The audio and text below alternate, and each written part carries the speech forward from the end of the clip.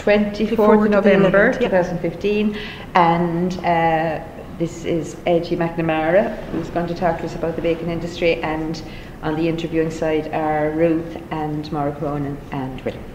And we'll start off in a minute, and really, there's no way to start, only most striking memory of the bacon business you were in. Anything? Well, I can only tell you it's like that when I started off as a young fella. I kind of mentioned it before, like I thought, like years before in the war, during the wartime, people had nothing. You know, and I just credit, you saw Angela's Ashes. Mm-hmm. You know, it was the very same as Angela's Ashes, but without the rain. That's the way I put it now. It never rained that heavy because we always had a soft shower and all that kind of thing. So I was 15, never done any schooling, never done any leaving skirting or anything like that. I didn't need it, like I was a big man and I could do my work, and as I thought, you know, because that time it was more or less you could work with your body, you know. So I started off, I left school, went into the garage first. After that then, at 15, and when I came up to 16 then, I got a job in the store, as we called it. Shaw's was called the store. When I went in there, it was Shaw's. It was later on they changed it to Clover Meats because of it being a co-op. But when we went in there, it was Shaw's, and Shaw's was a place like that.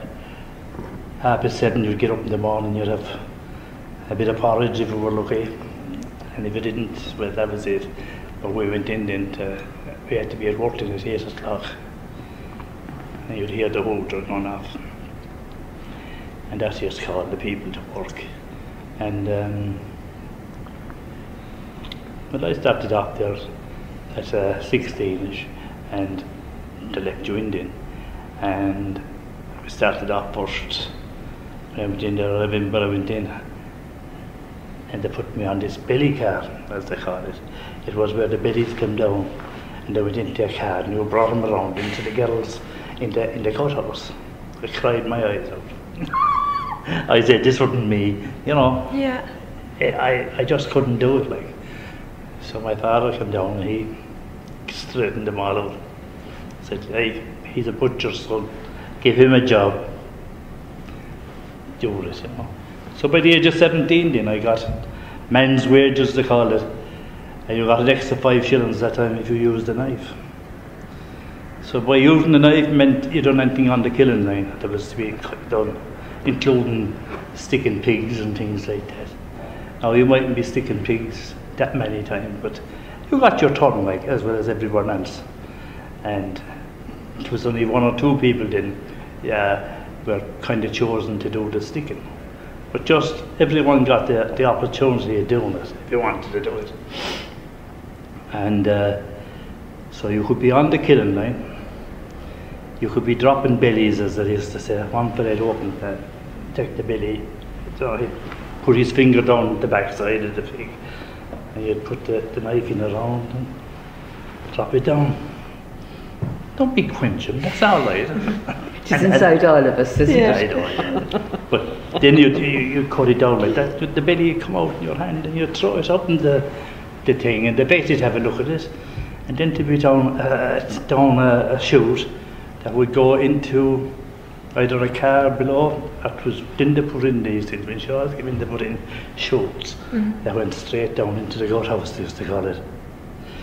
And everything then was taken off of that, and you had on the other side then you could be taking out the liver and the lungs and the heart and all that, you know. And you'd take that out and you'd throw it up on the table as well. Now you could be doing that. We often kill 700 pigs in one day, you know, and the next day you might have another 500 or 600 pigs. So that you were moving, that's where you were moving all the time. You were on a thing, you were moving. You kept going, you started at 8 and you finished at 5. I remember first we used to finish on Saturday, half day on a Saturday. And I don't know where we that did, we had and their old job. And so can we clear this? Yeah. Okay, thank you. thank you.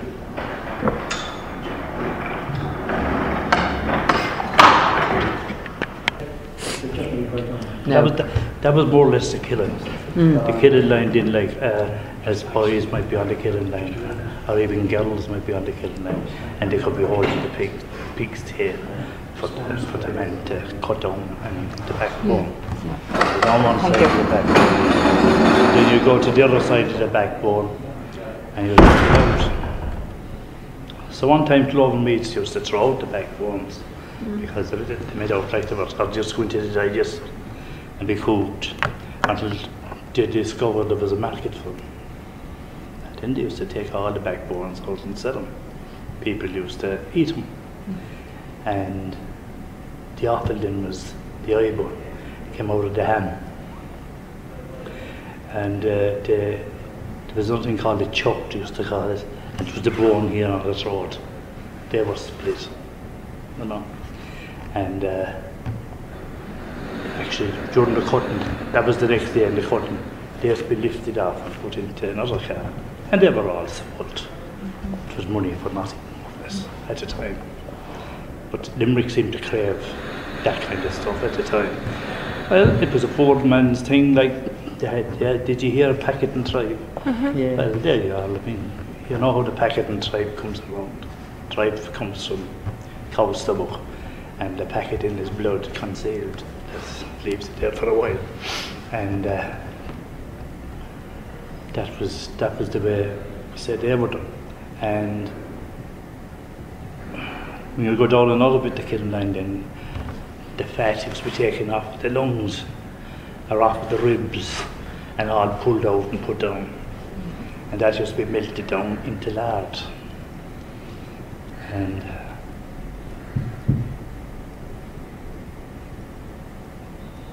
the other fat that used to come off the cattle used to be melted down, and that was the ribbon. So when we went down and just to the tank down, the pigs then would go down along into the chill, and they'd be getting ready for the next morning. You know, we had about 5-6 chills, and they'd be all full of pigs for the next day to be cut up.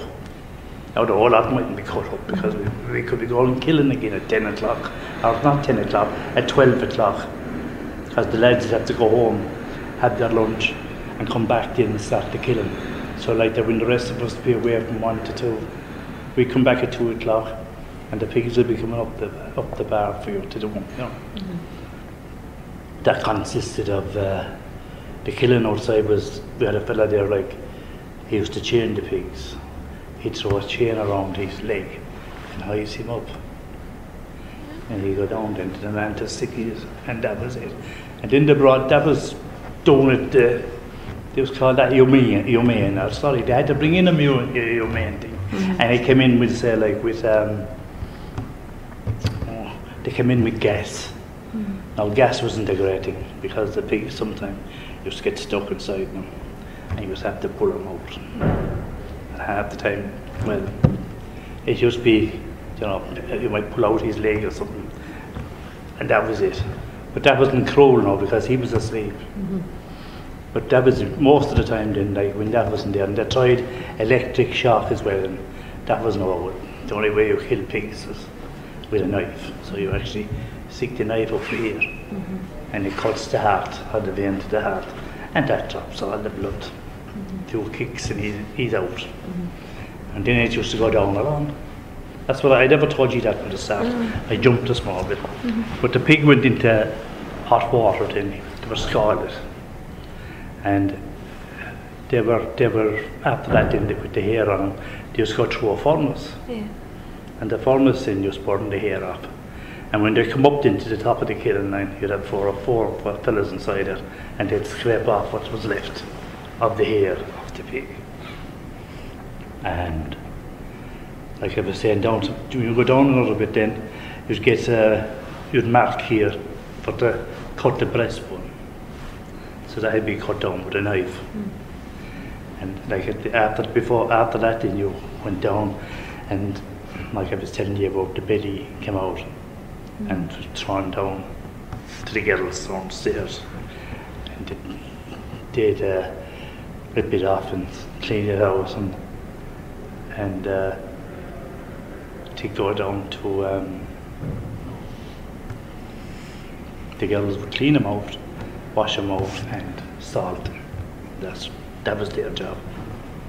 And we said, like with the killing line, then when I told you the pigs go into the chill, next morning you go out and their heads have to come off. So you cut them down to either side and the head would come off.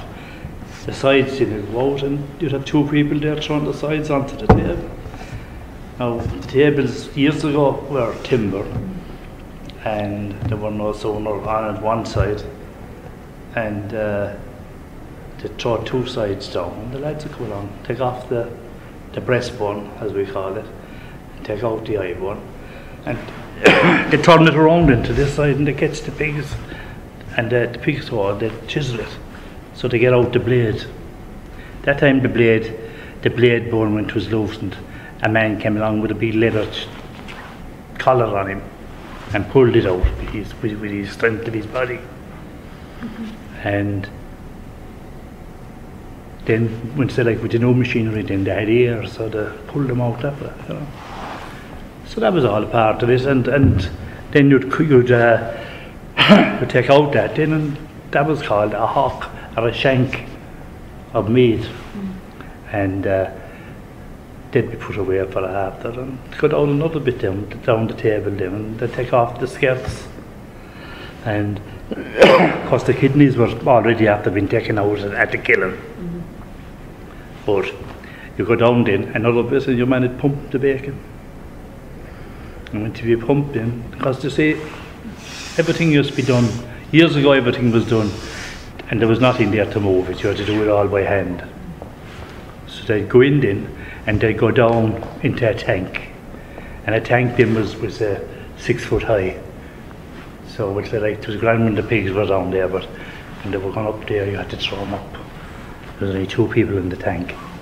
Well, you'd get maybe 3, you'd get 3, and one of them be for salting pigs and things like that, throwing salt on the bacon, which used to burn your hands a bit too from the salt. And it wasn't like the salt we have. It was rough, coarse salt, and when the cutting then was like that, all the pigs were cut up, they were put into the tank, and they were left there, I suppose, over a month in that, and then after a while they used to take them out like that. The bacon would come out of the tank, you had to take it out with your hand too, which was a very cold job. And we didn't have, all you had was more or less an apron with a white coat. Sometimes you'd wrap a bale, a wrapper around you to keep yourself a bit warm. But your hands, after a while, the circulation would keep your hands warm. But that was the way you were going. You were working, you were happy, and you were moving away, and you were getting a few shillings for it. It was hard work, but it was work. It was either that or go to England, and we had that, and we had it because our fathers were butchers. And other than that, I suppose we'd have been gone into the corporation or something like that, which didn't turn out to be a bad job either, when you think about it. But Global Meats wasn't a bad job because they were a company we had to negotiate, and there'd be a lot of trouble there at times, so because we had other things to be done. But that's what the cutting was done then, and everything, the bacon was put into the tank, and it was left for a month in pittle, they used to call it. And is pittle brine like, or what? no, pittle, it was a thing with saltpeter or sodium chloride or something, not sodium chloride, but it was saltpeter they used to go into it, and they'd mix it with the water. This was and so many bags of salt used to go in, and this was pumped into the bacon upstairs in the cutting. But and they used to do that for weight, because the salt was going in, you see, and it was giving you more. And when it was left in the tank, then it was the same kind of stuff. So that when you took it out, it was a bit heavier than it went in, you know. So they were left in we used to call them scrolls, that type, pallets like they call it today. And so many high into pallets. And people would come in, then they'd be all graded off. It was specials or A's on the pallets, you know. Special was something that was leaner than the rest of them.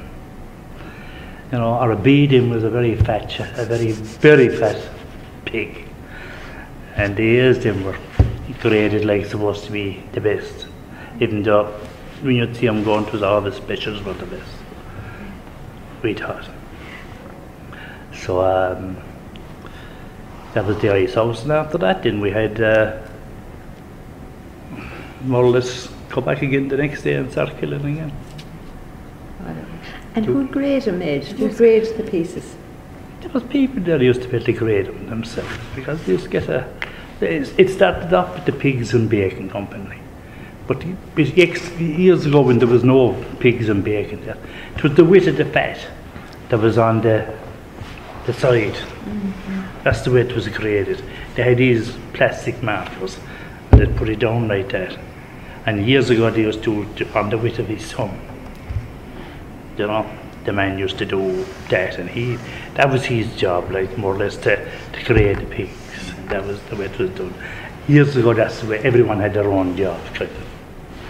And you had nothing else to do. And if you had nothing to do, you'd have nothing to do. That was it. But that was the way it was done. And the reason they done that too was to get employment in, you see. If the one fella done everything, you'd only have one person employed. But when you needed one for everything, you had 20 people employed. And that's the way it was done. Go on. No, keep going. I'm just saying that the older men had different ways of doing things. That's with our society when they started off all that. Like I told you before, they were there before Larkin and all that kind of thing. And we would say we had our own, but it wasn't a union, but we had a society that we could go up and we could talk to the management. And if we didn't see things happening, we'd go on strike, which we often did too. They would look at the papers and say we were on strike more times than anything else, because at that time everything was done on principle. You know, if somebody got sacked or anything like that, well, the whole place we're all related, and that's the way it was done. And the whole lot was gone out, and that. After a while, then you'd have our own committee used to go up and meet the management, and to be sorted. Why would they sack a fella? What sort of thing would they? And if he gave cheek to the boss or something, the fella might have a pain in his head, or he might come in late. I mean, the butchers were known for having a few pints, which a lot of people did that time, because that's all we had. People didn't realise, you know, during the war, Guinness was a great thing, you know, and Guinness was good to keep you nourished. Yeah. But that was the Guinness thing, and the Guinness, that was a different one. There's something in it to keep the top in it, so there must be drugs or something in it to hold it. And all the rest of it. And you remember Smithwick's before? Yeah. When you get a pint of Smithwick's before, it was dead. Yeah. You know, there was never a top in it. Now there's a top in it to go down the hole there. So it was holding that. So it is all down to money there. But in our day it was more or less gone out for a few pints. We had a good day's work. It was after the war, and people didn't trying to sit. So, and they used to be singing commodity songs. I remember them singing about my own house, where the neighbours would come in. That's what it was all about. They had something. I mean, during the war they didn't have sugar, and that's what killed the Irish. Too much sugar came in, and salt. Even though we had the salt all the time, from that point of view. But it was more or less. I'm going to run now anyway. And we just on the singing in the house and that. Where was home? Ed? Oh, for me, we lived in the Pike first. The black pike, like. Where's the pike? It's up there alongside as you go up to Mount St. Lawrence's. Okay. There was a little place there. Well, it wasn't a place, it was all the houses.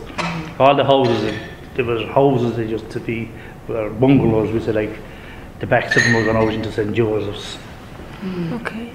What they call it is there at the moment, the Simon. Okay. Yeah. And just there is the Simon.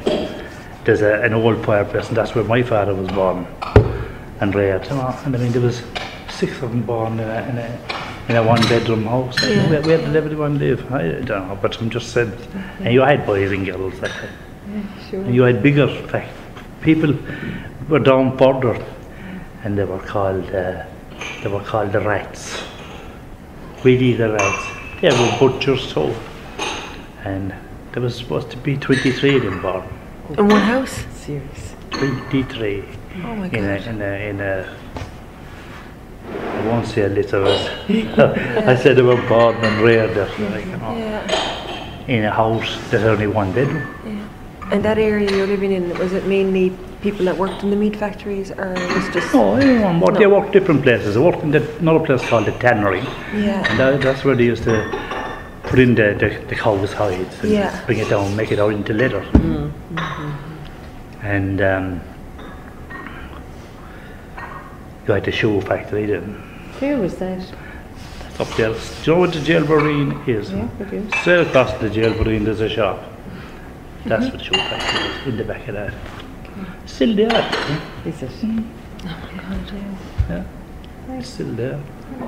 And just You see, it was in the back of it now. There was a gate there. Right. But it's still in the back of it. In the back of it. Yeah. I heard somebody else talking about that, and I couldn't work out where it was. Okay. Yeah. That was a great employment too. Yeah, and you had the clothing factory there. You know, you had all these little things going, Yeah. but there were people there to see that didn't have any education. Like, I mean, you're lucky you have education today. I mean, you have it. You know, but I'm just saying it's like that. There was no education there for us. Yeah, Like, you went and you got a job. that the brothers brought us in this. That led you to that. And then that time there was no heating in the school. You had a big fire. If you were a good student, of course you were up at the fire, and if you weren't, you were down the back. So that's that time, like, I mean, and everyone that time had the same. There was no difference. And were you the oldest in your family, Ed? No, I was the youngest. You were the youngest. I had a brother, and I have 3 sisters, and I was the baby. That's why I was telling them that I was freeborn above in the pike, like, she had me at home compared to the rest of them just go. I think this was there a maternity at that time? I had to go down Bedford Row, I think. in you had Bedford to- Row, maybe, in all these Yeah. places, like, you know. So, well, that's what I was told. And was your wage helping at home, or Labor? was your wage for home, or was it your wage for you? Did you keep your wage, or? Oh, I kept my own wage. Well, I mean, I was the baby, you see. So my father was working. Everyone had plenty. Now, if they wanted something, of course, naturally, you would give it to them, and that was the way it was. But when I had my money was very scarce. Yeah. But when we started buying intervention beef, I mean, we had a lot of money when nobody had it, you know, because we were getting extra. You were getting paid up to 8 o'clock at night, and you could be finishing at 5, you know. And it was extra money for a lot of it. So we had, our basic pay was about £42. But we could earn bonuses if you born so many cattle a day. Some fellas now could born 8 cattle a day, and it was called intervention beef. When is that? 70s, is it? Would that be 70s? yes. Yeah. Could be, yeah. I saw fog here, I know what you mean. I'd be now. like you, know, I'd be just Yeah. bogged. Leave it to herself, yeah, she'll find out. We'll find out. And where would that beef come from? Was it The beef? Yeah, that you were boning now. Was it local stuff that was It being? came in, yeah. Okay. It was came in, and the beef came in, big heavy bullocks, and the fat one must be that thick. Oh God. You're trying to get through it like with a knife, you know. But then there was other times with knives in, the knives would slip and cut the throat up, the hand up, you know. We have a lot of scars and all them kind of Yeah. that you'd have to go down to St. John's No place. and get stitched. Sister Brazel was down there that time. She was a nice pork. She ran the whole place. You know, St. John's Hospital was ran by one nun. Unbelievable. You know, compared to today, now they have waiting lists. You didn't have any waiting lists over there. You know, one person done everything. You know. So you'd come down with your cut hand down to St. She'd John's. stitch them up and do whatever's to be done to them and send us back up home. We go back up then again and we get a different job to do. Right, Keep it dressed. And all that. Talking of knives, Ed, did you own the knife or was it belong to the... Had you your own knife or was it kind of a factory? When I went into Shaw's, I had to buy my own knife and steel, like, you know. But then we didn't have one steel, might do 4 or 5 of us. But when Clover Meads come in, then they supplied you with a knife anytime you wanted it. Because they made out there should be a knife for this and a knife for that and all that. And you had a big stone above then that went around and you had to go up and you'd sharpen your knife on that. Very good. And you know, you'd have a steel. You'd just tab it up and down for that, like most people used to do. But that's what the job, and Clover Meads would give you all this gear. You know, you got white coats every day. Years ago we had a brown coat we had years ago, and you wore it till it fell off you. And on your foot, what do you have on your feet? Boots, clogs they used to call them. Okay. We still have a pair of clogs surplus key. You want to put them into the museum, you know. Clogs were, they came from Holland, like. They were a timber sole. I mean, people would wear them, I'd say, if they were there now today, as them skulls. But the clogs, we said, like, came up around like boots. And they had horseshoe, So, what would you call them? Horseshoe, like bits of steel, steels upon it, like. And I remember my father and he putting the shamrock studs into them, you know, to keep them from slipping. Yeah. So that was it, and we were lucky to have that, you know. And what else did we have? But they were all things that were supplied by the company. Now Shaw's supplied them too, kind of in that way. They had to give you some kind of boots. And when the other crowd came in, they gave you Wellingtons. Because when we were going to the killing years ago, and you had the clogs there, they used to give you covers to put over your clogs, and they used to tie on here to your legs. And I'm trying to think what the name of them were, but I can't think of them. But that was at the start. And then they give you an apron, which was better, the apron. And the clogs were great both, like, but then they gave you Wellingtons and they were better. Well, you didn't have to be worried about the sole. You know? And once a year they give you a pair of boots.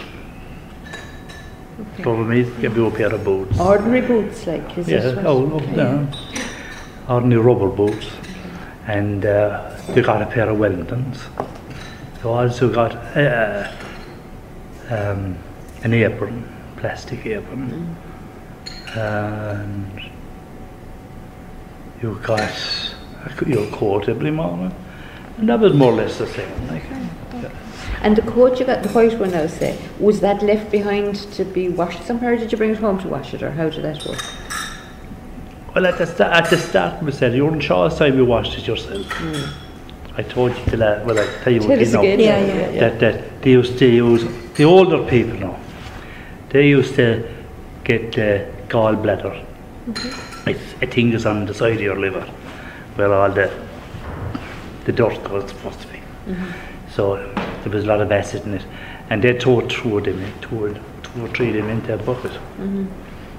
And they'd put in their coat there and they'd stay before, and when they come out, there'd be nothing on it, there'd be snow on it. It's mad, isn't it? And there was a boiler there, then there was hot oil, just throw it over it. And collect it, they had been on a Friday before he went home. And come in Monday morning then, and it'd be nice and dry for him. And aired, I hope. Go back to the knife for a minute. When you had to get your own knives, where would you get them? Where did you get the knives? From the store. Or when we had to buy our own. Did you buy your own, yeah? Yeah. There was been any hardware Would store they? in Limerick had them, you know. Okay. So you had I suppose you had Newsom's were one place. They used to be, On William Street. and I see now, wait a second. There was plenty of hardware stores around Limerick that time, you know. And you'd go in and you could buy anything you wanted in a hardware store. Because they were there for farmers, and farmers would come in, they wanted to buy anything they wanted for the farm. And then we had another thing when you'd go in there. I remember going into Shaw's the first time, and you go in and they turn on the lights and the whole place used to move. All rats, all over the place now. That was an awful lot of it. And even I even remember seeing the cats and they eating with the rats. Yeah, down at the back, they had a quarry down at the back where they used to pump the water out for the killing and all that kind of thing. So they wouldn't have to, they didn't go on the corporation job, you know. And all the water used to be pumped out and into the killing line and onto the cutting and whatever they wanted. And that was their job, to hold down everything. In Shaw's time now it was different again. You know, hygiene wasn't around that time. It was more or less the way, but I was only with Shaw's now a while, you know. I did see a lot of people like in they working hard that time when they used to be pumping the bacon. They used to be inside in a chill, as they used to call it, an ice house. And the bacon would be put down and he'd pump it. And somebody else would take it away and he'd be put into the tank by hand, you know. These were different things altogether, and they were smaller tanks too. Shaw's, you see, it was like O'Mara's. You used to only kill a certain amount of pigs, you know. When Clover Meats came in then, they were a company, and pigs and bacon and all this kind of crowd came in, and they were exporting the bacon. They were exporting the bacon across. Oh yeah, they used to be exporting the bacon across to England and all these places. And I don't know whether we used to go out to England. I think was our main buyer, you know, the bacon. But you were saying about the cats and the rats. Go on again about that. That's well, intriguing. The cats and the rats used to eat together, you know. And well, that was common sense. But you'd see the place around there at that time was alive. Even in Clover Meats time, but they got rid of an awful lot of them. Like, you'd lift the bag and the place would be full of rats. No. And you'd often see things like in the summertime then, when the heat would be there, you'd see liver and they going across the floor. Oh God. Yeah. The worms were in it, you know, things like that. Still, a lot of people wouldn't eat the bacon or else the maggots were coming out of it. They made out it was cured, that was it. So, they were all part of it, and they were all part of growing up. I told you before, growing up in the Pike was a great place, because everyone were the same. We were all neighbours and we all knew each other, you know. And like I said, during we went down, you go down to Clover Meats then, and you'd have your week's work. And Friday night, when you come out, you'd probably go into Jerry's, or you might go across the Lyses. You'd have a few pints. You came home. That's the way it was. And you know, and you'd hear people coming up. We lived in the Pike that time. Then we got a corporation, and we got a new house, and we went into Garryowen. So we were in Garryowen, Well, I was in Garryowen, we say, like, until I got up and got married. And don't go on. I put across you there, no. No, when I got married, I bought a house up in Woodland Park. Okay. Yes. Joe is living up there as well Yes, at the moment. But Yeah. my mother-in-law's house came up for sale. That's why I'm living in Patrick's Road. So we sold the house in Woodland, and we moved up to St. Patrick's Road, which is nicer. You don't have to be climbing stairs. Yeah, So of course. Yeah. that seems to be in all corporation houses. So always climbing up the stairs. It's true. And old people then, when they get old, they can't be climbing up the stairs. Oh, yeah. So you imagine at the start they'd work their head and say, we give them all bungalows. Exactly. But they don't do that. Talking about older people, say go back to Shaw's for Shaw's for a minute. Say when you went there now as a young fella, what about the older men? Would they have been there a long time or what? Well, of course, yeah. So you can picture like when it started. And well, in my eyes, they were there, including my dad. He was there a good while. He was there till he retired.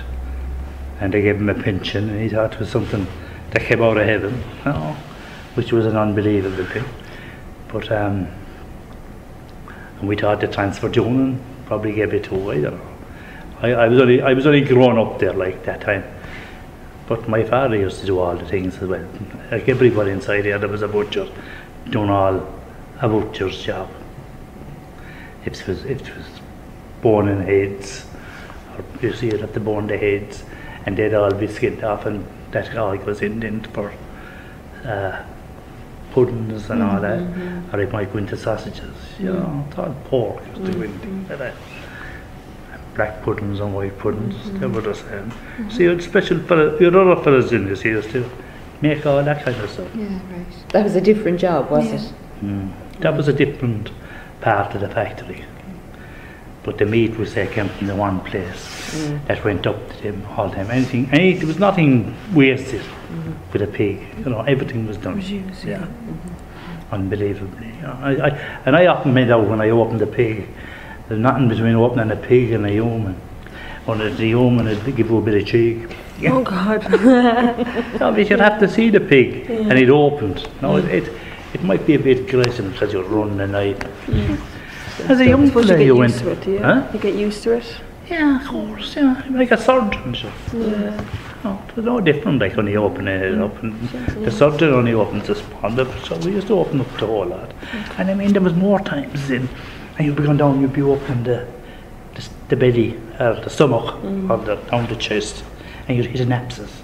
Oh God. And to be as green as shamrock. And that'd go all over you. You had to go out. You had to wash yourself, but you were not to wash yourself in any cold water. They were all up and they washed it all down. That was it. I mean, today they're telling you that you have to be washing your hands 100 times.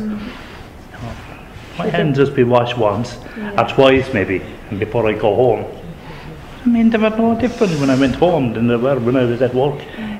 But we never got any infections or anything like that. Probably great immunity at the end, you know. Because I remember the worst infection we used to get was when you would get a small scrape off of a bone. So whatever was in that bone, your hand just swell out. Unbelievably, you know. That's the way things. People did when they had cuts and things that used to put them into that pittle. Oh yeah. You know, they were all old different cures. So if you did scrape off the bone and would you put it into the pittle then to kind of? Not really, no. It depends, like. Yeah. I wouldn't have known, but maybe somebody else might. So, but if you did get an infection, what would they do? What would you do about it? You could go to St. John's because they might give you a tetanus injection. You know, where you get 3 of them. And one time I think they used to give you 1, and that covered the whole lot. And then you had to go back 3 times to get these tetanus injections. But like you said, we got immune to it, and that was the way it was done. And did the women ever cut open the pig, or was it all men? Women? Yeah, did women ever cut open the pig? No, I never see a woman cutting a pig open. Okay. I often see them holding tails all right. Okay. You know, and they used to get an awful bracken for doing that. When you'd be holding a pig's tail, they were saying, And I just give An awful doing. Imagine. Yeah. What about characters? Do you know if people would stand in your mind now from it? But most of them would stand in your mind because they were all characters in their own way. They all had different names. They all had different nicknames. They were all, my one nickname would just call me Chico because my father went to Chicago and they said he was a bootlegger. So I don't know. That was it. and all this kind of slagging used to go on. And of course, when I came into the factory then, or the store, they used to call it that time.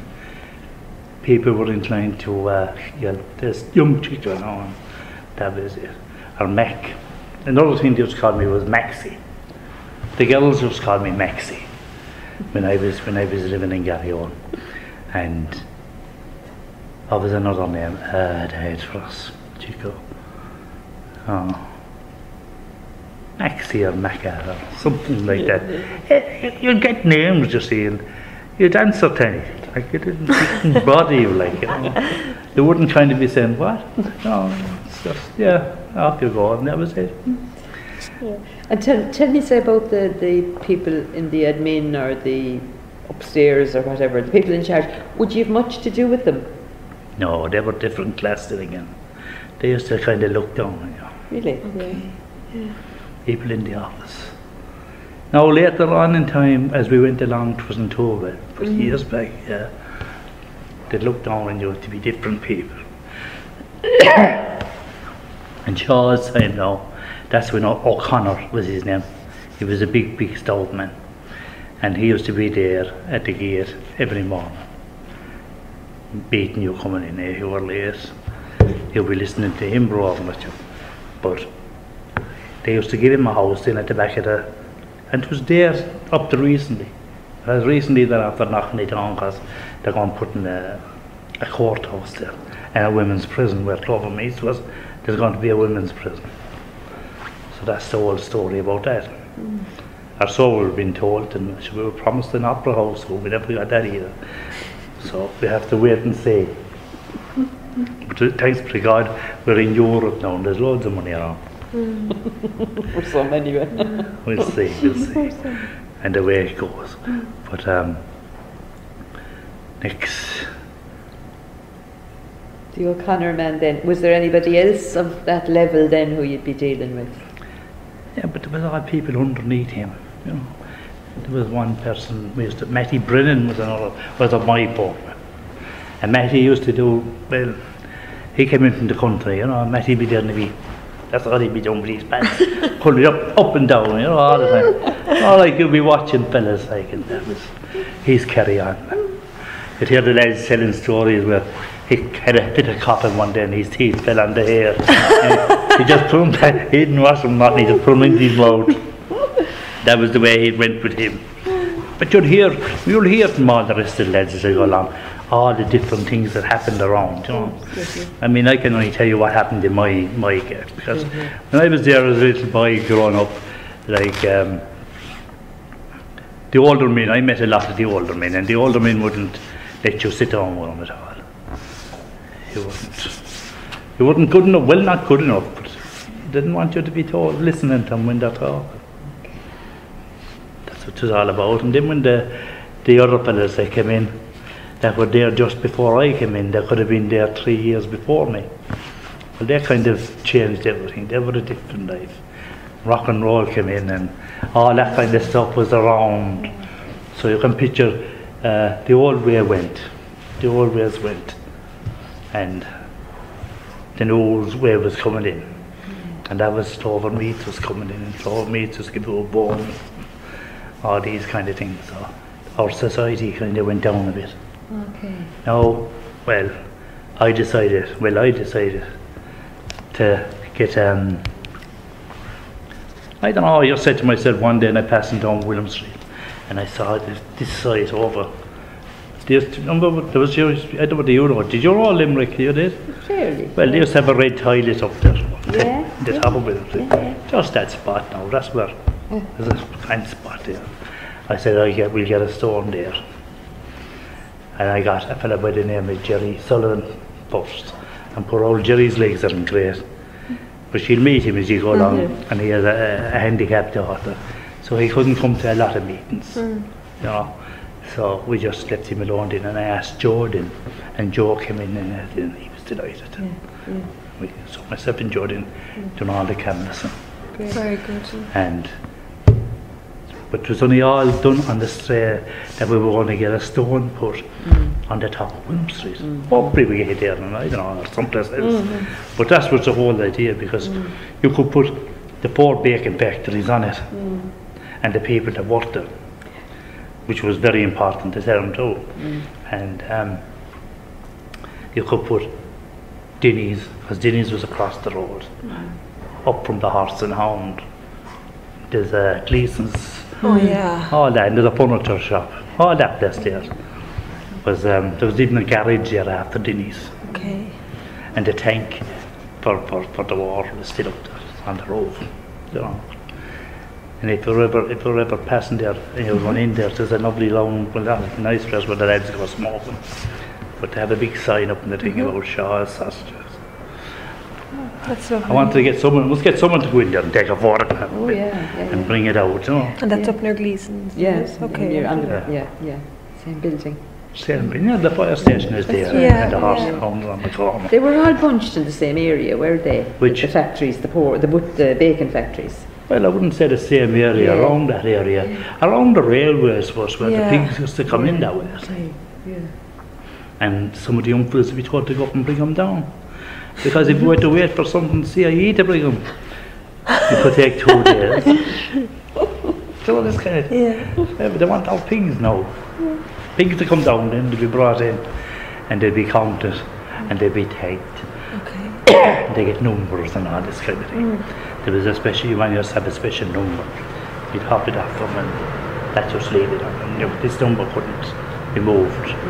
So when they go in, then they go in and into a pin, and they'd be brought out then for the killing, and brought out, and there'd be a man there, and he'd chain them like I told you. I wanted to. That was an awful hard job now, because half the time the pig was pulling it, letting you work in the pig to get him on this chair. So 500 or 700 of them was no joke, like, you know. And of course you had sows then as well. And sometimes we had sows and they were pregnant. And you'd have the pigs. Some of them used to give birth inside us, you know. Now whatever happened to them, nobody ever know. Maybe the guy that was counting them, he took them home maybe, and that. Even we had calves and everything inside it. It's, you know, like when they'd be pregnant like that, they'd fall out. And just when they fell out, you know, the stomach, they came to life. Oh my God. So that was the thing. I mean, you like everything else. But you often get you open the sows to see all the bonnets. All the bonnets, you hit the, what do I call it? As I know what they call it. Whatever you hit it with, that the child out, the pig, the wool, that all flies all over the place. And, you know, it all just drops onto the floor. Swept up and cleaned away and the whole lot. After when the killing is finished and everything is washed down, and you might get a bit of overtime doing that. Now there was a great thing in Clover Meads with the overtime. If you worked till 6:30, you got double time. If you worked till 8 o'clock, you got time and a half. So how they made it up like that, I don't know. So everybody wanted to work till 6:30. So you went home then. You know. Just kind of upside down, isn't it? Well, I don't know where the management were thinking about that, but maybe they were just saying, we get more to do it for 6:30 than they would for 8 o'clock. So that what they get them in at 6:30, get it finished with. And I suppose they wouldn't be hanging around either. All that kind of thing was put into it. But it was rough work, like it was very, as I can tell you, it was unbelievably, you know, we'd say like from my point of view, as a young fella growing up there, it was a job. Now, if I had a bit of education, I think I could have got a bit better. Now myself, I done 15 years working in Clover Meads, and I worked 17 years outside in SPS, which was a different job altogether. And I done 12 years in a garage, But you see, I didn't have education. That's why I had to go to all these, I just call them Mickey Mouse jobs. But they were jobs, and they paid my mortgage and all the rest of it. And I had 5 children that had to be looked after too. Which every one of them were great, and no problems for many of them. Thanks to the guy. They're all married now with their own kids. I have one fella all right if you're interested. I can't get rid of it. I have to auction him. That way, he wants to be with his mother too much. But he's 27. Yeah. That's her baby. She does that. Oh, that. But that was the way it was with us. I bought my own house. Even though they used to be telling you, why you buy your own house for like that? If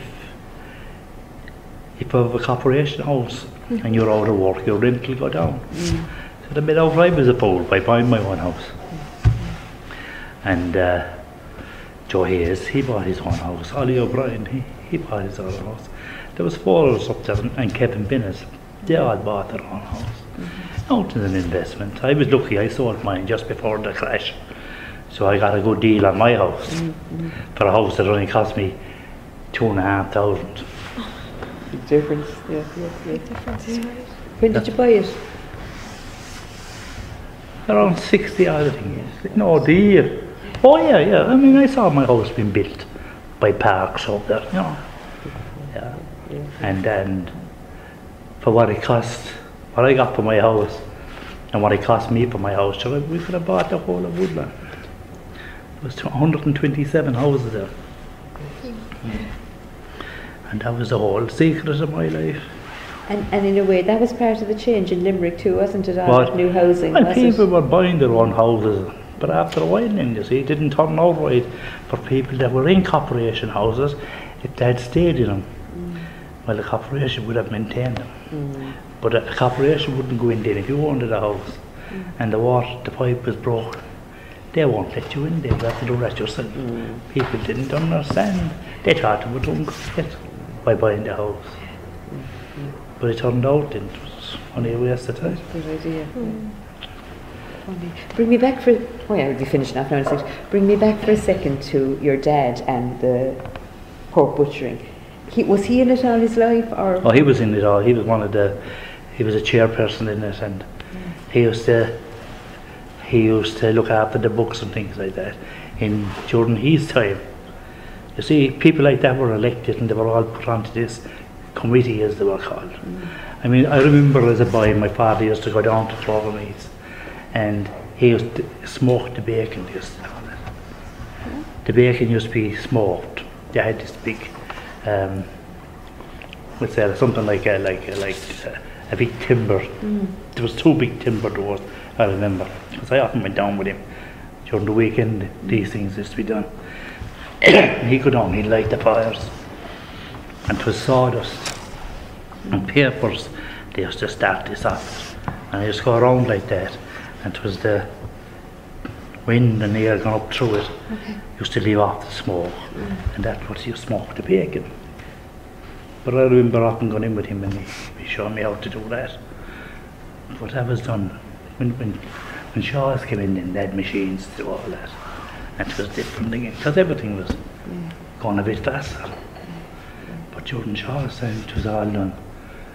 And then you'd see, where like, they'd open the big doors, and all the bacon would go in.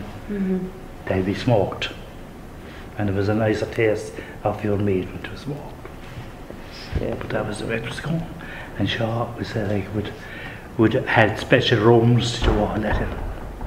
Where you would walk in, you'd often hear people doing it now with fish and all that. You know. So they were left for so many days, smoke. Then they'd be taken out, and that'd be it. But the fire had to be lit with sawdust, and you had this thing going around all the time. And it was there was a flame burst where the paper was, and that burned the sawdust. The sawdust lit off the smoke, and that's where you got the smell of your ham. Very good. You won't get it today because I don't know what kind of the smoke to do. You know, or else you smoke it yourself. And that's the way it goes. What else do we have to say to you? I'd say that's Well, let's see have any more questions that I can think about. We're going to nab you again. If you're Oh, willing to yeah, come yeah. back to us. Yeah. That's no great. problem. No, There's no that's problem there. But you're going to fantastic. hear a lot of stories. Sure. You'll hear a lot now about the same too. Because we all done the same, more or less. It's fantastic, though. You know, it was a story out of it, out of Dickens, I'd call it now, because it was a hard time. The world. Yeah. And the lads, another thing, the lads were often caught for was going to funerals. Yeah. You know, I mean, you often hear him talking about the story where he was passing the church and somebody said, "You come in here and give us a shoulder out with the coffin," because there wasn't enough to shoulder in the funeral. All this kind of thing. So I don't know. These are things, stories. You'll hear loads of stories, but you might hear better from other people. Oh, no. Very good. But as you go, no, I'm just saying it like that. Yeah. It goes a long way. I can only just tell you my experiences, but I presume other people had a lot more. Can I just ask you one thing before we close it off? I suppose really is, if you were to think of one thing that you wanted to remember from Clovermead or from the butchering, what would be the strongest thing in your mind? That I'd remember. Before we call it a day. I suppose going out on Friday night and having a few pints. That was my enjoyment after my week. You know? Yeah. That's what I could say, because it was. I mean, today now we look at it as a drink today is bad film. You know, like this. That time Guinness was good for you because it was a different Guinness. I mean, you had a fella at one side and he had a barrel of high and the other side of low, and they set them together and they give you this pint. But there must be a woman inside in the pub. Oh no. There was a little snug right at the side. You went in there and you got your half pint of Guinness. But like I said before, Guinness was a different Guinness thing. And it used to go when you'd have it some places. I did see it down around Kilrush one time, where they were taking it out of the barrel like that. And you'd see it, the top would be on it for a minute and it was jet black. That's what you were drinking. So I don't know whether it's done you good or what. They used to be giving it to the kids to kill the worms. Okay. These kind of things. That's a good note to stop on. Of course. That's great. And we'll see you again in a minute. Oh, you will. We'll get them all back. I hope you get all the lads, you know, because you'll be delighted. Oh, no, that's fantastic. And if you get in this man, toss up right, he's 80. He's the oldest of the whole lot of us. Yeah. So he loves talking. So he might have to be calling time. That's a good sign. But we'd prefer Joe and I were in saying it there now. We said to that lad that you'd be better off to go up to John Joe's. Oh, go up and have a look in John Joe's. We will actually. Because he has a big lounge in the back, That's and he said And he had another picture. Is this the Shaw's picture? Is that? Is it this where the Shaw's picture is? No. This is. He's the mayor now at the moment. Up the pub, up by the jail. Up here. Yeah. Okay. That was a famous pub one time between greyhounds. His uncle before him was a greyhound man, and right. that's what it was all. They used to win pubs. You know. The fella that's there at the moment now was John Joe's son. Okay. So I'd say eventually all that's going to go, because the jail has gone in there and they're not going to leave the pub in the middle of it. Poor fellas might get a drink now and again. No one goes into pubs anymore. No, it's a different world. It's a different world. We're Europeans now. Sit down, we drink our glass of wine. Thanks. Okay, lads. Listen, It was nice meeting you. it's not the last time. We'll be nabbing you again. Thank you. Thanks Thanks so good, much. very You're as good. good as gold. No. This is working anyway. Yeah. Okay. Mine's frozen, so Now we're right. great. So just once more about your tea break. Well, the tea break that time, the tea used to come around in a bucket. And people didn't have mugs or anything like that. It was bottles that the milk come in. I know the milk's come in cartons now. That time everything used to come in a bottle. And fellas would be bringing in their bottles and they'd be going away looking for one. And often you'd be there and the hot tea would hit the bottle. And the hearts would come out of it. Oh, you crack. Yeah. The back side would come out of it, you see. Yeah. And that's because that was built with the heat or whatever it was anyway. And all over the place. Oh my God. And no tea. And no tea.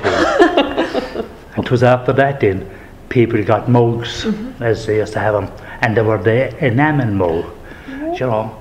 And that time was an enamel, you see, you get a pot, and to do you for life. Because if you had a hole in the pot or anything, you could buy these things that you used to plug it with, you know. Yeah. Pot mender, wasn't A it? pot, something like that, I don't know, but that was your job, and you had a grand pot again. Yeah. Very good. And it lasted you for life. Yeah. So you were a good wife.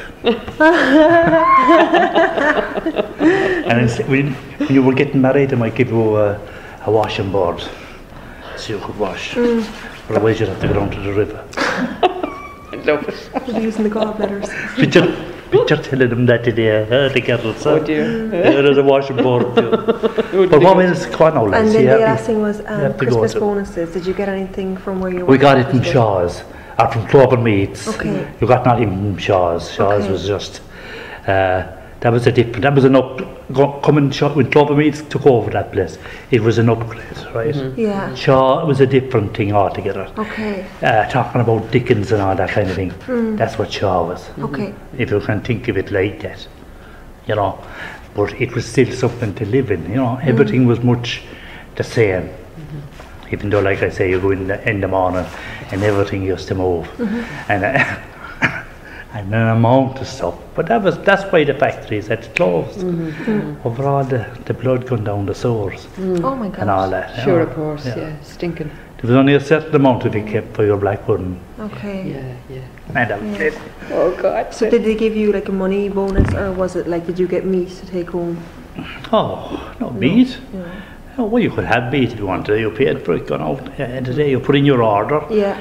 And your order was made up for you. And when you were going home, then you had a number. And it was taken out of your wages, whatever you had to pay. Okay. And the office staff and the butchers were too different. They were an elite crowd, you see, because we had no education and they had. Do you understand? You mightn't see it like that today, but that was it. A priest and all that kind of thing is you looked up to them. Yeah. A solicitor was the same, you know. So that was life. That's the way life was. You just had how you saw it, that was it. Or if you went into a solicitor's house or into him, you'd have to wait till you were asked to sit down. You know. Same with the doctor. Anyone that had education, you see. We didn't have anything. We didn't understand it. Now we understand it. And I can see you'll make a great country out of this. You kick out all them politicians that are only feathered in their own nest. You know. Thanks, Ed. Thank They're you. going to throw us out of the room any minute. Well, we were lucky now to get it for a long Oh, We it's were, fantastic. thank you. We got it.